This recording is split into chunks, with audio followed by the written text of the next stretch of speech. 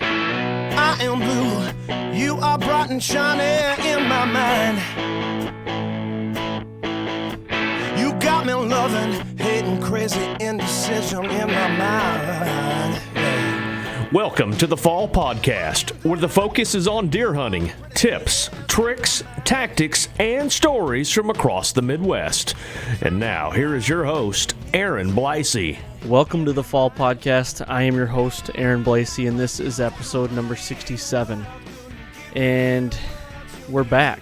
We are back with the first episode since you've been gone, bear hunting. Well, I guess we did an episode last week. Yep, second. So it'd be number 2. We're back first one that you're co-hosting. Yeah, we're back in the Yeah. swing of things. Right, getting back in the groove. We had a good groove going there for a little while. Oh yeah. So, yep.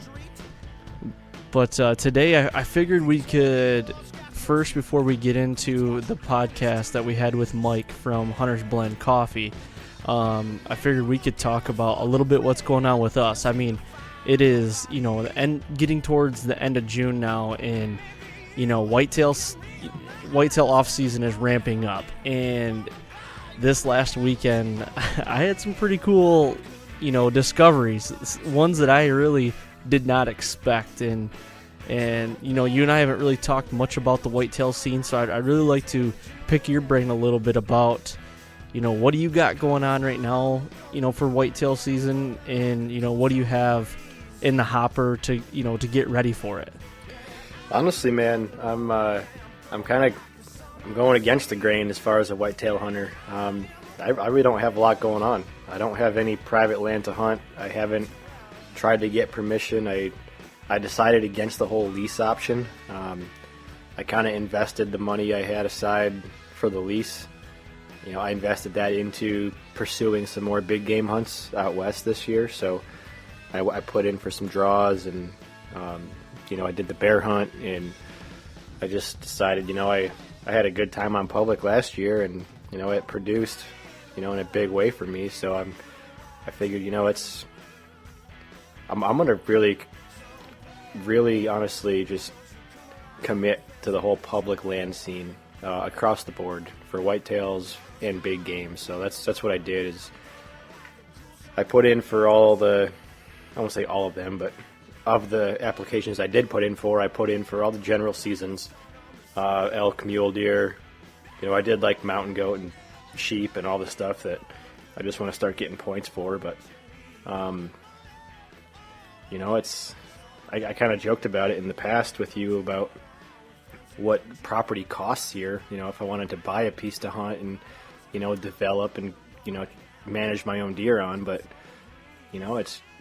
to me, it's just not worth it. Like, I can go hunt deer on public land and do it the same way everybody else does that doesn't have that option. And, I mean, I really do enjoy that. So to be able to save that much money and, redistribute it to go hunt things like mule deer and elk and bears, and I have a goal next year to do that Lanai axis hunt. I want to try that. I'm not doing anything. I'm not running cameras. I'm not doing food plots. I'm not watching any bean fields yet. I mean, I will come August, but for right now, I'm hitting the gym. I'm trying to stay in shape. I got a mule deer hunt coming up in Utah the middle of August. And then I get back from that, and I'm going to roll right into Montana for elk in September. So that's where my head's at. Right. So, with you changing your off-season routine, does that feel a little weird from when, in the past? Because I'm sure you were kind of a lot like me.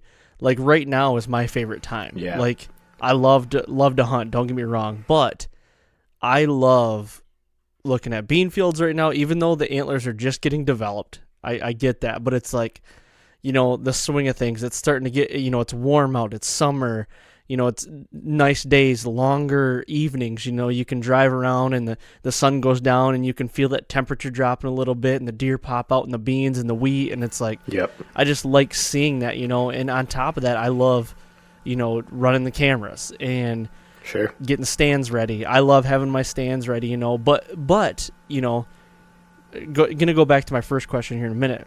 You and I are a little different in the sense of, like, you don't have private land to your disposal right now like I do. Yep.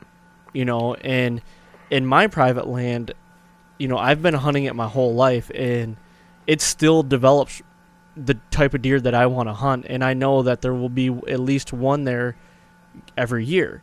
Now, do I want to hunt some public land? Well, sure, yes, I really want to try that, but it's really hard for me to get over that hump when I know that I just love hunting my private ground. Yeah. And there's nothing against hunting public or hunting private, you know what I mean? Yep. And I think you hunting public and me being the private guy is like a good mix. But, to go back to my initial question, does that feel weird for you to change up your routine? Do you feel like you should be hanging stands or running cameras or looking at bean fields? Like, where's your head at with that? It does feel weird, to a degree, I guess I should say, because I never had, even in New York, I didn't have enough property to where I could manage my deer or hang stands, run cameras, like plant food plots. And I just, don't get me wrong. Like I cut my teeth as a hunter, chasing whitetails, and, I will always hunt whitetails no matter where I am or, how much property I have or don't have. That's always going to be, a special thing for me just as a hunter in general. But I feel like, looking back, and you might be able to attest to this, it's like when you decide that you want to learn something new for the first time, like when I look back 8 years ago and decided I wanted to be a producer, a cameraman, it was like you take in so much information, and that's when you absorb the most of it. You take in every little bit and piece of it that you can, and then you spit it back out, with the product, with your footage, or, in the case of a new bow hunter, it's like, I just got to kill one deer, like get my first one, and it's, that evolution of a hunter that we've heard about in the past. And it's like, I want to try something new now. Like I want to go hunt mule deer. I want to hunt bears. I want to hunt elk. It's like, everybody talks about it. I listen to Corey Jacobson and Randy Newberg and, just these guys that are out there that are the big game guys. And it's like, I'm in that phase right now of just like the intake of all that extra information. And I know I can drive 30 minutes or 60 minutes down the road and go find a whitetail. Like that's never going to go away. I will always know how to do that. And I will always be confident in my ability to find whitetails and to start, playing that chess game. But I'm very, very committed and very interested in learning about these other species that I've never really hunted before.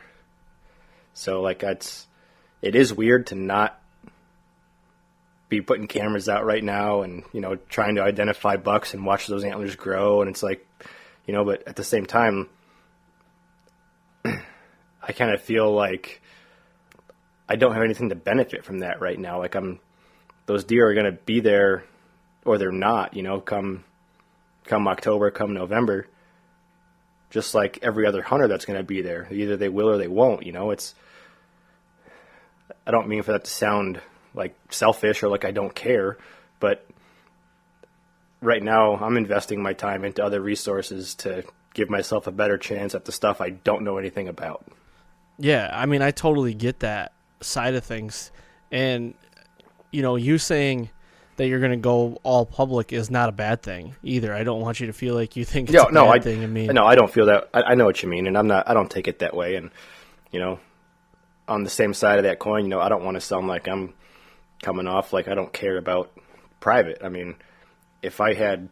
Well, it's twofold though. Like I feel like the same way on the flip side of things, like I haven't even dabbled hardly. I've scouted public land a couple times this last winter, but I don't want to be that guy that's like, oh, I'm totally against public land. I'm not at all. Like I get the public land thing and I think it's so cool and I want to do it, but it's just hard for me to grasp doing that when I put so much time and effort into my private land properties to get them the way that I want them. And now I'm starting to see, rewards from that. And it might not come from, a kill. Yep. Like that might not, that's not necessarily my reward.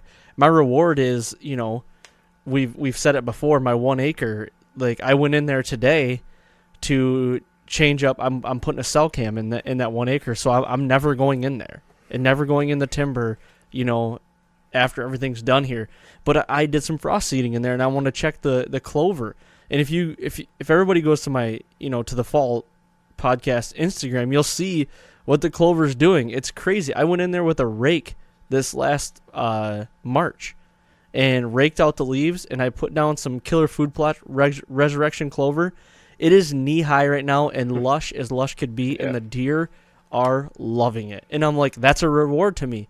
That gets me going, Sure. And that's just what I love so much about it. I feed off that kind of stuff. And to go back to what you said about, finding out something new and being really excited about it, this will be the coming into the fourth year that we've had the 1 acre. Now, I took it upon myself to challenge myself to get into the habitat stuff and, do the small acre stuff. And that's my new thing. You know what I mean? Yep. That's what reinvigorates me and re-energizes me to do that sort of things. I'm doing crazy things this year that I mean, not crazy to a lot of people, but for me, I just went and bought 2 box blinds that I'm going to put up on platforms to shoot a bow out of so I can hunt, because there's not a lot of trees out there. So I'm doing things a little different. And I think that's what it takes, in some people's situations to find the reward you're looking for. So I totally get the whole, this is new, this is what I want to do kind of thing. I get it, It's, it's exciting on one hand, but at the same time, it's, I don't want to say frustrating, because it's not frustrating at all, but there's that factor of the unknown that's like, man, I hope this is worth it, you don't know until you have that opportunity to shoot your first deer in that clover plot, or, in my case, to be able to, release my first arrow on a mule deer, you know what I mean? It's like a reset button, as far as, what you do or how you challenge yourself as a hunter. And it's, in your case, or, people that manage private ground, it's like you continually build on those improvements in the land and in your deer herd and your age structure and, your stand sites and everything else. And it's like, that didn't work last year. I got to move the stand 20 more yards. Or, in my case, it's like I'm trying to figure out how to chuckle on an elk bugle. I can bugle just fine, but I still haven't figured out how to get that chuckle down. It's like, is that going to make me or break me? Probably not, but it's one of those things, it's part of the game. I just want to know how to do it. And it's that unknown factor that just makes you want to do it even more. And that's one thing I think, no matter what you hunt or where you hunt, private or public, or if it's whitetails, small game, turkeys or elk, that's the one constant factor across the board that everybody, no one can deny. Exactly. I agree 100%. That's what keeps us hunters coming back for more, is the unknown and the,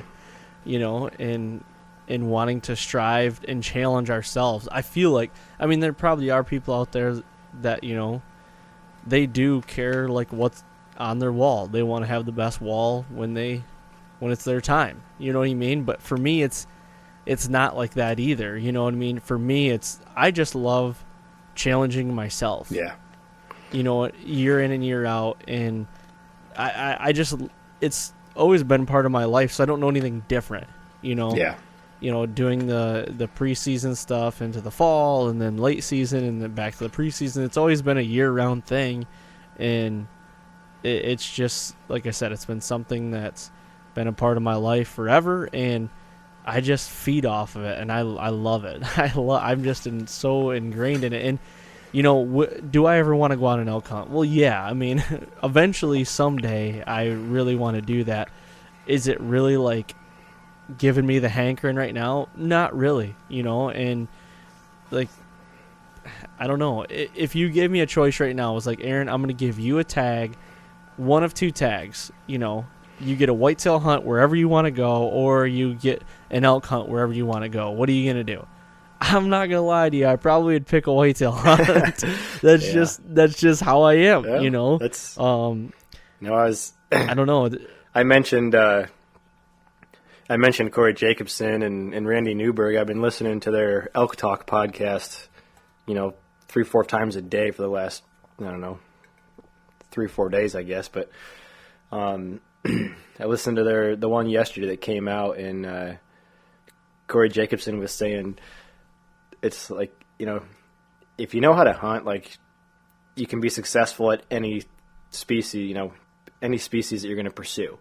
Like, a hunter is a hunter is a hunter. It's just a matter of learning how to adapt your tactics to target that specific species. But if you're a hunter that knows how to hunt only one animal, you're the guy that's going to go out and provide for the camp, or you're going to be the one that they look at to be able to put meat in the freezer. It's just because you don't know how to do it all doesn't mean you're bad at the one thing that you do know how to do. It's that, I don't know if that makes a lot of sense the way I said it, but no, it does. It's like, it actually does. It's like, okay, if you're in a camp full of elk hunters and they know that it's tough hunting right now, but you got to put, fish in the freezer. Okay, well, I'm going to go send Casey Kiefer out there to catch lake trout because he's going to bring back a boatload. You know what I mean? Right. Or, like, I'm going to send Arron out there to go try to shoot a whitetail doe.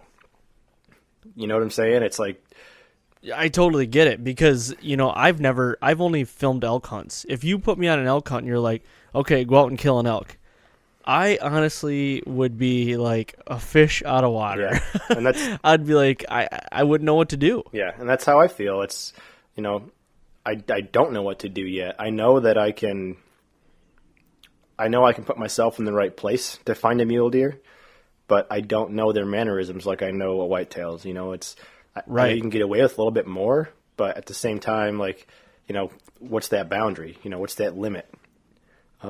Yeah, and you just brought up a point here real quick, or a thought in my head. And what it might be for me is the comfort. You know what I mean? Yeah. Whitetails are comforting in a way because I know quite a bit about them. Like, I'm not saying I know everything, but I know enough about them to be like, it gives me comfort. I don't know a ton about elk. I don't know a ton about mule deer. I've been on a lot of mule deer hunts when I'm filming them, but Yep. It's one thing when you're filming them. You're watching them through the camera, but you might be able to attest to this as well. Is like when you're watching an animal through a camera, you're not like, your number one priority is not to like think about that animal and like I don't know how to put this. Like, yeah, you don't think about it in terms is, of whether this is going to die or not, or what's going to happen. It's right. Is it in frame? Is it in focus? Is the exposure good? Like exactly. Are you recording? Are you, yeah, that's are you another recording? big one. Yeah. But the thing is like, when I'm whitetail hunting or filming whitetail hunts, it's like I already know, I've got a good idea what whitetails are going to do. When I go on an elk hunt and I'm filming that, it's like I don't really know what to do, and I'm not really thinking about. I'm not taking in what that elk's doing, if that makes sense to me or makes sense to you. Yep. Like, I'm not being like, okay, he's doing the the doe bob, the head bob, where he's like, oh, trying to pick you off. Yeah. You know what I mean? Yeah. How they do that. Like, I don't know what an elk does. I don't know what a mule deer does. I've been on a lot of those hunts filming them, but I don't like focus on that when I'm filming them. Like you said, we're trying to figure out other things. So it's like maybe it's that comfort thing that's like something I've always done, and it's I've never done the other stuff. Do I want to do them? Yes, I do. Yes, but, yes, I do. Yes, I do. Yeah, I know exactly what you're saying. It's just not your world. Like, yeah, you can come to Iowa, and you and I could go to a brand new piece of public ground that got shot out in second shotgun season, and we could find deer in there. I would bet money on that. You and I could go to Colorado, try to tag team a over-the-counter elk, and chase our ass for a week. Like, you know what I mean? It's just not going to happen. I mean, it could, but That sounds fun, though. yeah, I'm not going to lie. it would be fun. But no, I know exactly what you're saying. Yeah, and it's just, it's one of those things that's, like I said, it's on the list, but it's, you know, right now I'm just all for the whitetail still. Yeah, so, but speaking of whitetail, though, I mean, I hinted on a little bit today. I did some work on the farm, and I actually put out some water. I put out a Banks wild water system on the south end of the property too, just to get deer some water in the area. I mean, there's not a lot of water in that section, so I had this water trough on another farm, and I moved it to a different farm and put it out, and just to give them another little nugget out there for them to wanna be around. But you know, before, I mean, we're getting lengthy on this intro. I want to say one more thing, something I'm getting into before we kick it to this interview. But I went into the 1 acre today, and like I was telling you, I was looking at the clover, and the clover looks great. It looks awesome. And I'm dabbling with a cell cam this year. And reason being is because I'm not hunting the 1 acre. I'm not going to hunt in it. I'm hunting the surroundings. Like I said, I'm going to have a couple box blinds, you know, on the surrounding areas. And I've really honed in using a chainsaw this last, you know, winter and the winter before, trying to hone in and make pinches and funnels, you know, where these deer are going to come out into the field, or, you know, I'm just trying to make pinches where they need to go. Yep. And I don't want to have to go into this 1 acre. So I put a cell cam in there today, and I'm excited to see, you know, what happens or what comes of that. It's the first one I've ever really used, and I don't know, it's exciting. It's I'm actually looking at my phone right now because it runs off an app. Yeah. Hoping there's some downloads. Yeah, So you sent me that picture of the cell cam, and I said, I said something like, you know, the first step in, I don't know, step one for an addict is to admit you have a problem, and yes, this is like the admission of, you know, addiction is when you start investing in cell cams. Because it's going to keep you up at night. Is this me, like, waving the white towel? Yeah. It's going to keep you up at night. You're going to, you know, you're going to see the buck in there in September and be like, he's there right now. Oh my gosh. It's like, yeah. Know. This is going to be the demise. Yeah. I'm never going to kill a deer on this farm now. Yep, it's the beginning of the end. Yeah, but, for sure. You know, I will touch back real quick to hit on ABB real quick. I've as far as what I'm doing in the off season, quote unquote, I'm getting my bow, you know, dialed back in and tuned up, putting new strings on. I'm putting a new string on my Halon. I'm putting a new string on the wife's Defiant. And I'm going to start playing with arrow builds, you know, 3 and 4 fletch, you know, for mechanical versus fixed blade. And I got to say, man, Bryant has hooked me up. He sent me the color swatch of every color string. Like it's actual. I think you have the same one. It's like a 4-inch or 5-inch piece of string in every color. So it's the best thing ever. Oh my gosh, it's amazing. My wife was playing with it today for like a half hour, trying to figure out what her combo was that she wanted, and it's the perfect time of year to get back into your equipment. You know, dial things in. If you're going to put a new sight on or you want to try a new arrow, I mean, now's the time to get the bugs out, you know, so. For sure. No, for me, I got to start being able to shoot longer distances. I want to have a 60-yard pin. I've got a 5-pin sight on that Halon, and that's what I'm going to use, I think, this for the mule deer and for the elk. So I haven't shot that far in a very long time, so I need to get my arrows built, and I'm fletching everything myself, so find the right combo with the right broadhead and just start sending arrows out 50, 60 yards and get that confidence up. For sure. That's a good point. I mean, right now, like I said earlier, longer evenings, so it's, staying lighter later, and it's getting, sometimes, I mean, in the evening it's getting a little, temperatures dropping at night, and it's just nice to get out there, grab a beer, and turn on the radio and just fling a couple arrows, and Yeah, definitely. it feels good. I love the summer for that. Yeah, I used to be able to do that. I live in the city of Des Moines now, so I can't legally shoot in my backyard, even though I have 70 yards I could shoot. And if I open up my basement doors, I could get 80.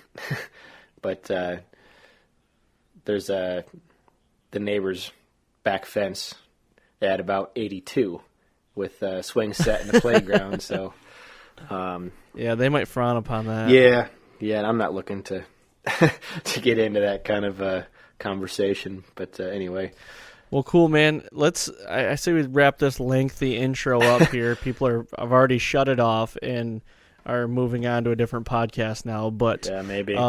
just to hit on today's podcast, we have Mike from Hunter's Blend Coffee, and yep. this is a really cool podcast. Yeah, it's a really cool podcast, and he talks about the history of Hunter's Blend and how it came to be. And I mean, this is a really cool story. I think all you guys should just stick around and listen to this as well. But it's a really cool story, like I said. So, I mean, with that being said, let's kick it over to that interview with Mike.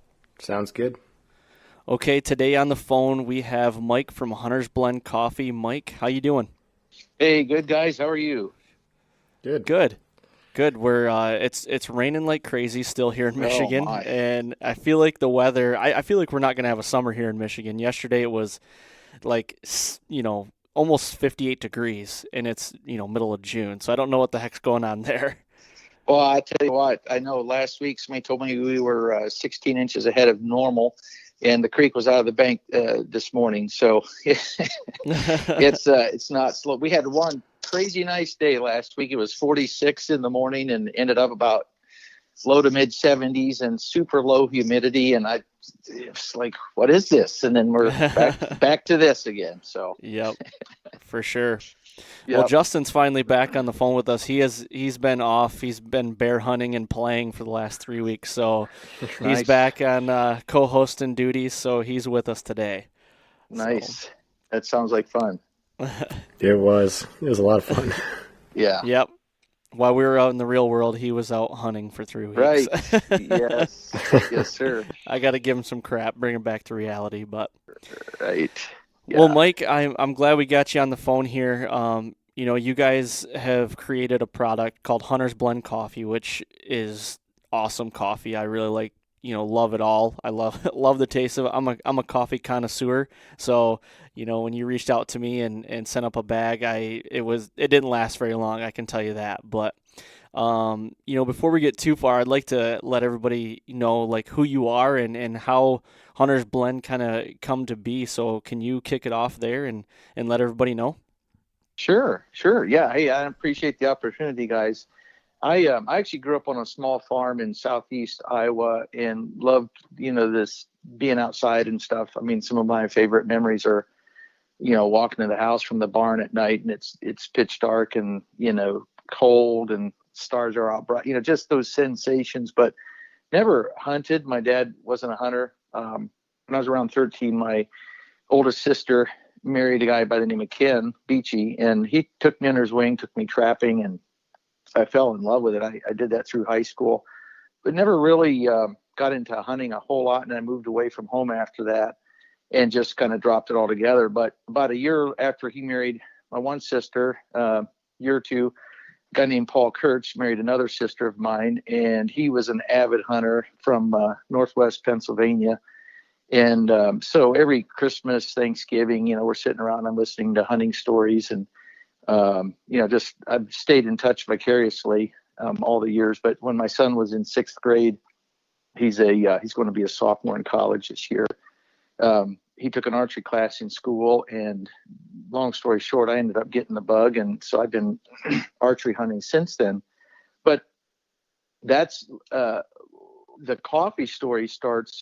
Paul was in a missions organization for close to 20 years, and a big part of what they did was sponsored work in some of the developing countries or less, countries where financially they needed support. And so it often ended up being in coffee growing regions. Coffee's growing just north and south of the equator. So be down in Nicaragua at a meeting or a conference, and it's hot. So they have it up in the mountains where it's a little cooler. Well, that's where they grow the coffee. And but year after year, there's this thing of, they kind of come with their head down a little bit. I mean, good people, hardworking people, hey, we need money for this project or whatever. And after a while, he's like, this is just a revolving door. This happens year after year. And it was hard for the people to ask, nobody liked it, but it was just the way it is. And one day it dawned on me, he said to them, I just paid, whatever it was, 13 or 15 bucks for a bag of Starbucks. Back home, you're elbow deep in coffee. Help me understand this. And they it was an education, but they explained, there's 5 to 6 different buyers and sellers between them and up here. And everybody kind of protects their, the other end of their buying and selling. So everybody's kind of in the dark, and these farmers, especially the remote ones, they're kind of stuck. The coffee has a shelf life, literally. I mean, not long during the picking season. And so the buyers come through every, whatever it is, so many days. And, a guy drives up this rutted mountain hill in his Jeep or whatever and says, hey, I'll give you X for your coffee. And it's kind of take it or leave it. So the farmers, they're not seeing a lot of the profit. I mean, everybody that handles a coffee has to make money, clearly. And so there's just not a lot on the farmer's end. So a lot of these guys will borrow from their local supply house for next year's operating expenses. And the goal is to get it paid off before the next season starts. But you get a string of bad years, these guys can be 4 and 5 years in the rears. I mean, there's coffee that we'd like to buy and can't because these guys are locked in, 4 or 5 years in debt to somebody else. And so it's just a tough situation for a lot of these people. And, you ask them about fair trade, they'll just look at you and laugh and say, fair for who? Fair trade is doing what it can. It's not, not trying to knock them. It's just what we feel maybe when we go somewhere and buy a cup of coffee that's fair trade and we feel good about it. It's maybe better than nothing, but farmers are limited to putting 10% of their coffee into the fair trade program. And then it's just a little bit of a premium on that 10%. So in a really bad year, they might still be losing or breaking even on that 10%. And then the rest is even worse. And with the overhead that's required of them to be in the program, it's almost cost prohibitive. So long story short, Paul started importing directly from these farmers, bypassing these 5 to 6 middlemen. It's quite a process. There's not a lot of people that do it. In fact, I know just a couple of years ago when the FDA inspector came to the facility to do the inspection, he said, we're the only coffee import facility in Ohio. In other words, when the shipping container comes from overseas, after it comes through the port, it's coming to our place. And so we're the import place that gets inspected. So it's not common to direct import literally from the farmer. Coffee company may visit farmers and whatever, but it's rare that it doesn't go through some series of importing. So by buying directly from the farmer, literally the farmer's name is on the bill of lading and then we're on the receiving end. It allows us to pay the farmer maybe double, in some cases, up to triple what they would have got. It's not socialism. It's not a handout. It's not a feel-good thing. It's just paying them what the coffee's worth, and nobody else is in there to take out of that slice. Right. And so they're getting the full amount.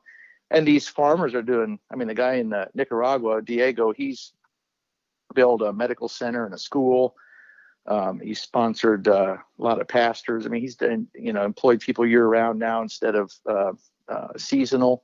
So they do pretty amazing things with their money. In Thailand, there's about 80 women that sort beans most of the year, and 3/4 of them were away from their families in the city in some form of sex trade. And when they heard there was good jobs at home, they came back in the village. You can see the difference when you walk in the village. There's Yeah. flowers in the windows, stuff's clean, kids running around. It was kind of dead. And it wasn't, we're not the heroes of this. It's just by doing a different way of doing business. We're not going to change the world, but for a couple farmers, it has changed their world, if that makes sense. Yeah. Well, and you're also, you're paying them what they're worth too in the product that they're giving you. So it's not, like you said, it's not like a handout. You're just paying what, it's worth. And yeah, I totally understand that. Now, did you guys, because were you one of the first ones to kind of skip the middleman in a way and kind of do it this way? And if so, did a lot of people get upset because of that? How did that all play out? That's a real interesting question. When we started, and it was Paul by himself and my sister back then, close to 20 years ago, it was pretty rare. People in the industry said, well, you can't do that. And right. Why? Well, these guys will bait and switch on you. They'll send you the wrong product. You can't trust them. They can't trust you. It really can't be done. Not to say that it wasn't being done at all, but it was not common. And it would be a little hard to reverse engineer this. This started out of previous long-term relationships with people where there had been a trust established beforehand. Yeah. So that's what started this process. And so part of what is done is actually, especially with Diego, will be fronted maybe a third of the cost of the container. It's not a loan, it's prepayment. So he's not paying interest on it, but it gives him some operating money through the year. You can't do that with a stranger or it takes a lot of trust on both sides. And right. So, and getting to know each other as well, that just comes with the trust and having a good standing relationship. Absolutely. So it does happen more now than it used to, but there were times back when where some of the places that Paul went, they kind of only wanted to go out at night to do their visiting, and then we'll just stick around home with the doors closed during the day. It was almost cartelish in a few of the places. Okay. I don't know that that's every day, and there was a little, you may be a little careful about, but that is happening a little more often with some of the trade laws that have changed. It's made it easier for farmers to get an export license. But it's still not common because, for example, Paul has to be a Q grader, which is it's a certification for being able to test and grade coffee. So there's 10 things that make up coffee profile, like, acidity and, all these different fruity, nutty, all this, like a wine taster would be, so that somebody in Portland and Des Moines and, Seattle and New York, if they all taste the same coffee, they're going to come up within a 1 point or 2 of what that coffee is. So each 10 of these things are rated on a scale of 1 to 10. Then you come up with a total number. Okay. And so that was actually almost that's what Paul learned. In order to be an importer, you got to be able to know what you're buying. And so he has to maintain that certification to be effective. So number one, you have to know what you're buying. Then number two, you got to figure out how to roast it. And even from, when the coffee is first imported till, it'll hold quite a while on the shelf in the green bean form, but still after so many months or whatever in storage, it will change a little bit how it roasts. So you have to be able to adapt with that. And so being a Q grader is kind of a critical factor in being able to, number one, know what you're buying, and then number two, know how to roast it properly to get the best flavor out of it. So that's it's not super common to have somebody buying direct from a farmer, just because of all those things that are involved. Yeah, I gotcha. And, I can totally understand all of that. And it seems like, to me, it kind of seems, and correct me if I'm wrong, it kind of seems like you kind of hit a niche right at the right time, because a lot of people weren't doing that. and Right. you guys saw a need for that, and you saw how it could benefit them, the farmers and their families and their workers, and, with giving them a little extra, well, I shouldn't even say extra money. You're just, like I said earlier, you're Right. just paying them what they're worth, and it just Correct. so happens Xing out that middle guy, it gives them more money to be able to, pay their workers more, and everything goes up from there. Everybody's a little happier. Everybody's life's better, and so I totally understand that. Now, when you guys were in this process and started this, would you say it was like 20 years ago? Is that when Hunter's Blend? Yeah. Well, no. So the import business, Paul started importing and roasting close to, I forget, 18 years ago, something Okay. like that. Yep. And then 2 or 3 years, it's been probably 3 years ago at least, he kind of had the idea of, hey, there's not really a coffee being marketed to the hunting industry. Why don't we do that? So after he kind of got started in that, he asked Ken, so the guy, my brother-in-law that took me trapping, and our wives to join with them financially and time-wise to, because seeing that, there's a niche here that we could really, hunters need their coffee too. I mean, we all, I think, what is it, 65% of Americans drink coffee. And I would tend to think that in hunting, it's a little higher just because of all the early mornings. And I would think drink so. it. I feel like I could count on one hand that the mornings out of an entire year, I don't drink coffee, but you think about early mornings, getting up to go hunting, or if you're in a blind or some place where you can drink it, I don't rifle hunt. Paul rifle hunts, and he has it on the stand. Yep. In fact, he had finished. He took it out bow hunting last fall, and he had finished up his cup in just 15 minutes prior to shooting. He got a bruiser this past fall right behind the coffee shop. He's got about 10 acres there. So it's not the recommended way to go bow hunting, drinking coffee in your stand, but but yes, the coffee is such an integral part to hunting. And then it was kind of like hiding there in plain sight. You can take a set of deer antlers and stick it on something, soap or a mineral or anything, and charge double and say it's hunting gear. And, that's not what. So it was kind of hiding here in plain sight, this factor related to hunting, and that is most coffee importers. It's hard to imagine any of them at a hunting convention. Be a lot more likely to find a PETA sticker on their car. It's just, there's a different mindset. Most importers are, Portland, Seattle, San Francisco, New York, just a different worldview than what you or we probably have. And so there's this, if there's discretionary income and the causes they're going to support, probably not going to be supporting hunting, and odds are maybe potentially working against it. Let's just be honest. So not saying every coffee importer is like that, but if you want to put your money somewhere, you can kind of generalize that way. So we're inadvertently, that wasn't the goal in starting this import thing, but built into that is, hey, we're bypassing this kind of underbelly of coffee that's not necessarily hunter friendly.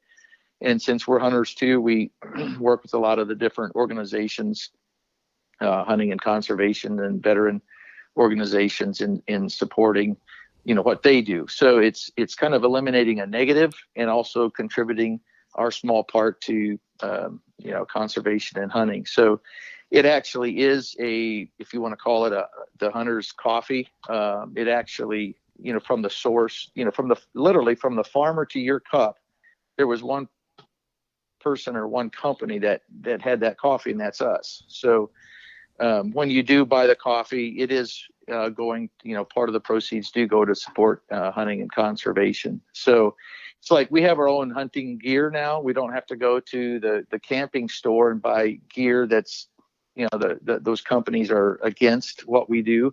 We all have our own high-tech outdoor gear now from the hunting community, and we view the Hunter's Blend a little bit like that. Like it's our coffee. Yeah.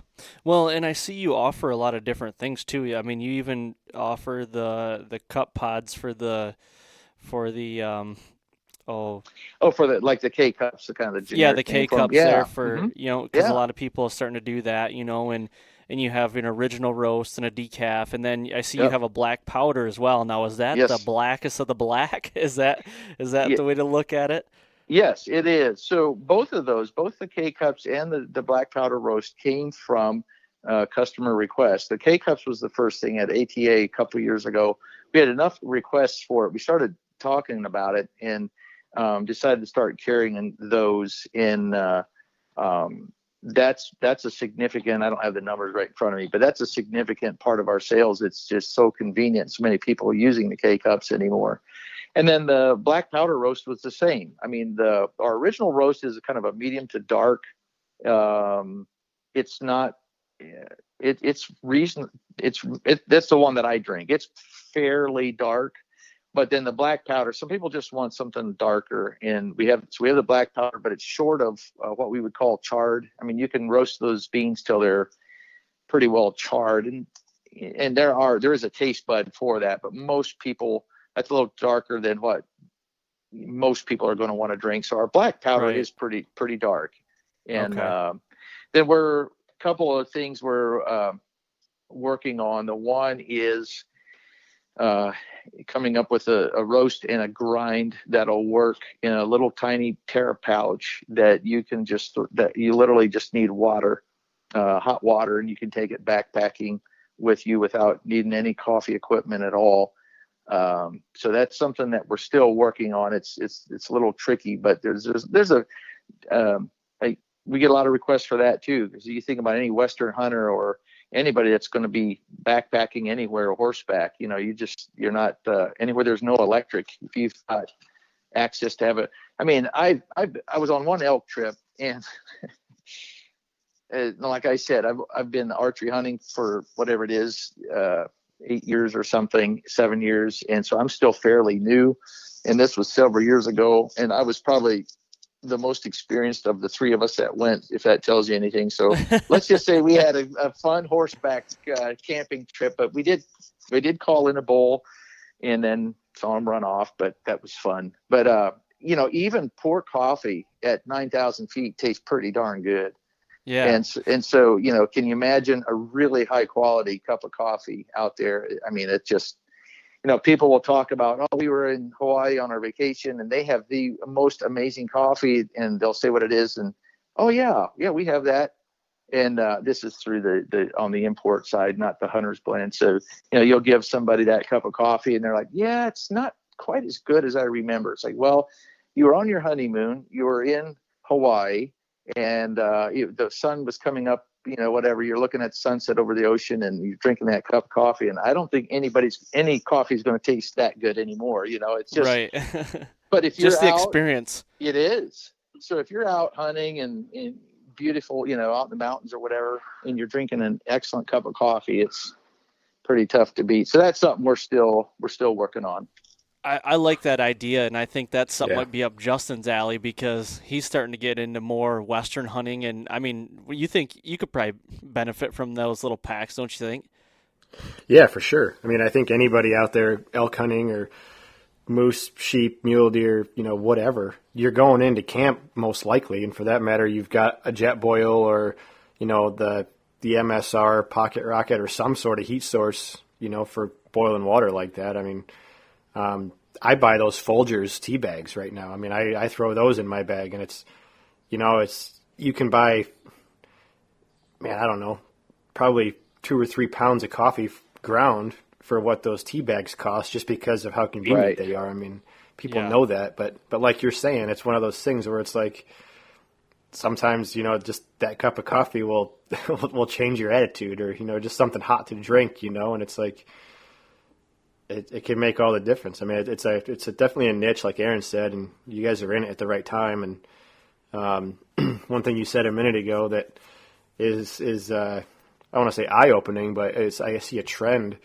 Like if you look at Ozonics, their direct-to-consumer sales, Under Armour is in the process of transitioning to going direct. Like there's other brands in the industry that are, more hunt-specific products where you've taken a regularly, quote unquote traded commodity and, just market to the hunting industry and selling it the same way that a lot of these other products are being sold. So it's one of those things, like you said, that, I mean, everybody uses it. Not everybody has ozonics, or everybody, wears different camo patterns, or, all those gear, those techie things, or everyone has a difference of opinion. I mean, everybody drinks coffee. So yeah, it's just it's an awesome way to look at, distribution for such a common commodity out there. Mike, I've got something for you to possibly work on. Sorry to get off. So, in the fall, when we're hunting and everything, I tend to try not to drink as much coffee in the morning because of, obvious reasons. Now, is it something where you guys are coming out with something that might be a little more easier on the system? That's a good question. Yeah, well, I don't want to have to play beat the clock in the thicket, Oh, my Lord. Yeah, that gets pretty miserable sometimes if you're not careful. Yeah. I try to get up with plenty of time if I'm able to, and try to let nature take its course before I head out if I can. Don't always happen, though. Yeah. It was a question I had to ask you, but as we're talking about the different roasts that you guys do, and you were talking about the original roast, I mean, that is my favorite from you guys as well. I haven't actually tried your black powder, but I'm not a big black coffee drinker, so I got to have some creamer in it. I got to have a little extra taste, but your original roast, not all the time I don't have to put creamer in it all the time, and it's like perfect right there for me. So. Yeah. Well, you hit the nail on the head, and that's a big compliment. I don't know if you realize that, but it's the reason we use creamer in coffee is to cover up those sharp, that bitey or the aftertaste or whatever, to kind of smooth it out. And if you have a high-grade coffee that is well roasted, that's probably the number one comment we hear from people is that it's very smooth. So we have people that don't drink coffee that say, you know what, I actually kind of like this. Or people that love coffee, like Ralph and Vicky, she's a big coffee drinker, and she's like, finally after a while, she said, you know what, I don't need to use creamer anymore. And so that's a big, just like you said, that's a big compliment that we really appreciate hearing, because it is a high grade coffee. It's actually in the specialty grade. Commodity growing coffee is a lot cheaper. This is in the top 6% because of the score. So it'll score out around 85 to 87. There's two different origins in the coffee. And so they average out around 86. And that puts it like, you almost don't even, I don't know how much a 90 score coffee would cost. I mean, it'd be super expensive. It's 86 is very high. I think Starbucks starts somewhere in the, I can't remember, mid 70s maybe. And I'm not knocking, I'm just telling you a range or whatever. Yeah. So it is a very high grade coffee. And then the way it's roasted, it does come out pretty smooth. And so, that's a comment that we hear a fair amount from people. So, it is very smooth. And like I said, it's, not all the time you have the luxury of being able to have creamer or something, or milk, or, something to put in it. And, this last September, I went to Canada on a 30-day moose hunt, and we didn't take any food in with us or anything. We had to live off the land. Well, we did bring some coffee in with us, and I was kind of worried because I'm like, I don't like black coffee. I usually have to have something in it. Well, I had to, I sucked it up and drank black coffee for a month. But that, like I said, that's what I like about yours. There might be some days I'm like, feeling a little creamer today. Or, I don't need it if I'm, on the run or need something. So that is nice about that roast. And that's what I like about it the most, probably. Well, coffee, just an interesting note, powdered coffee creamer is actually flammable because of the small micron size of it. It's kind of like, if you guys are in, Justin, you're out there in grain country, if you've ever heard of a dust fire at a grain elevator, like in the summertime. Oh, yeah. That's just that those dust molecules are so tiny. Once they go airborne, they're very combustible if they catch a spark. So we're just a little teaser. We're working on some videos that may involve powdered coffee creamer and flame. So, and that'll be kind of fun, hopefully. So there you go. Yeah, we actually used to play with that back in like middle school and high school. We would burn that stuff throw it on a campfire, like it's amazing, like how big that flame gets. It just burns like in midair. It doesn't explode or anything. It will explode like if you condense it, but I mean, it's just cool to watch. You'd never think of coffee creamer as something that would do that.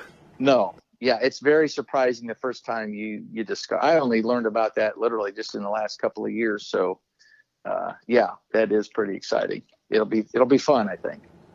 Yeah, nice.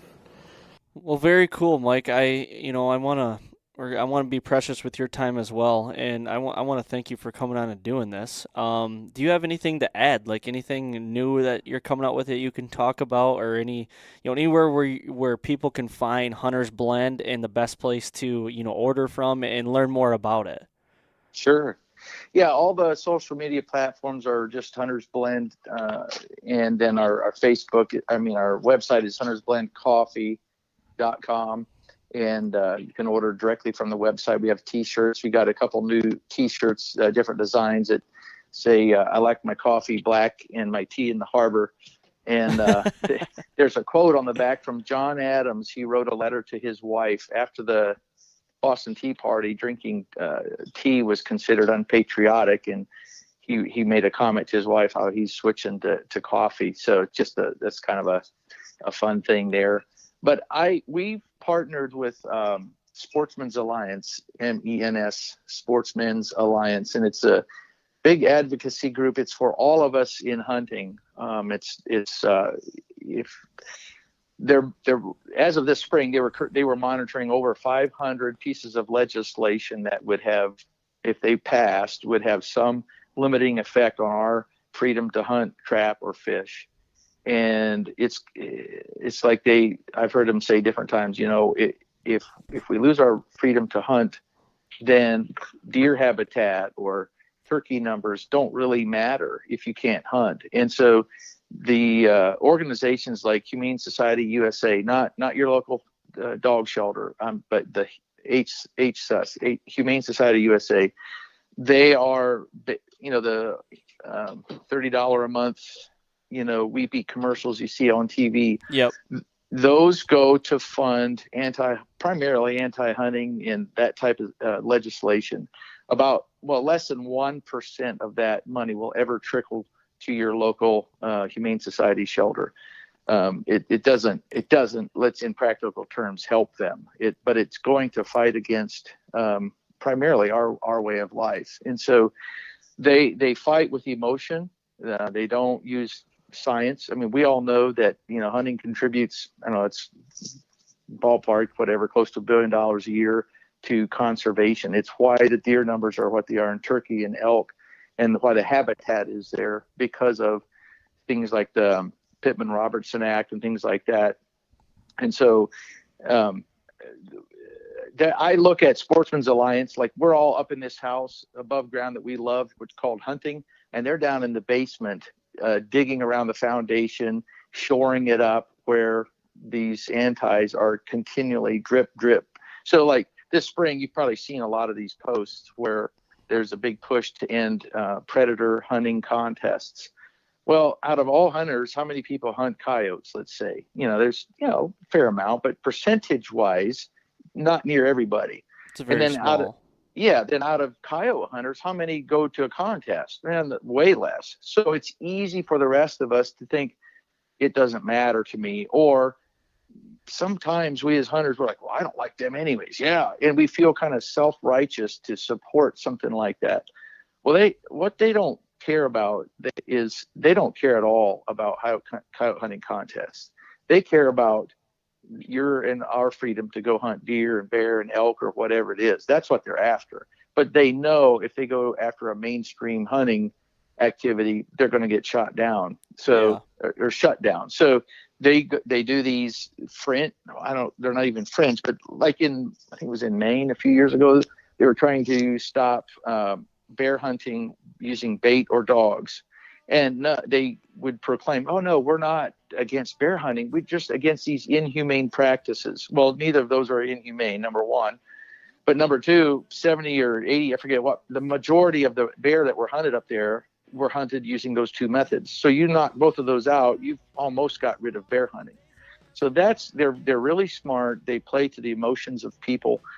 So where we can, I just encourage people to get involved with Sportsman's Alliance. You can do an annual, little support thing as low as like $30 when they're coming out with a monthly thing too, which makes it even easier.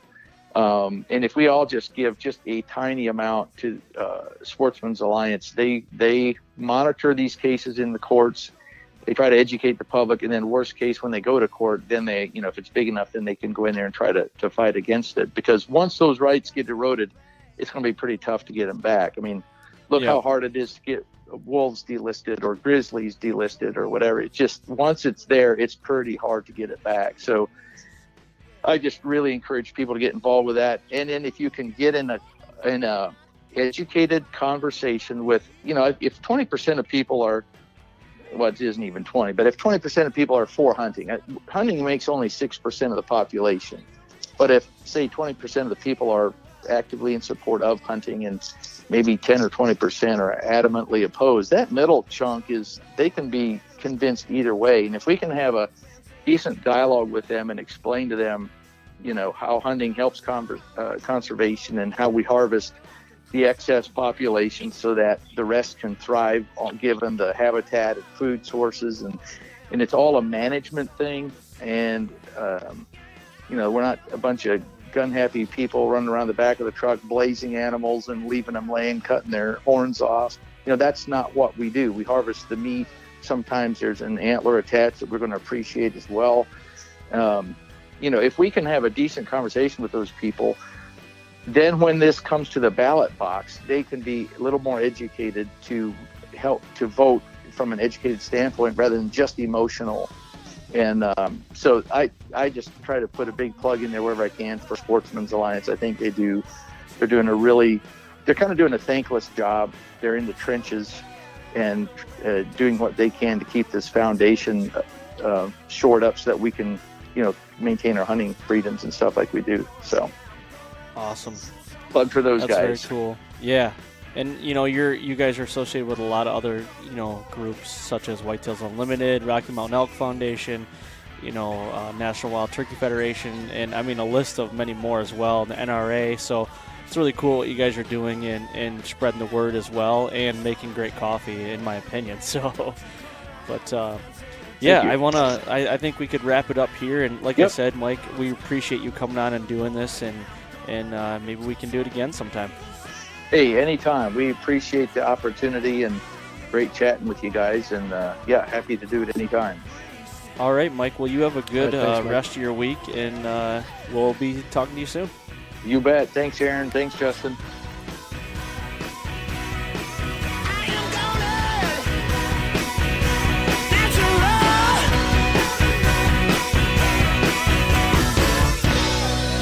I am natural.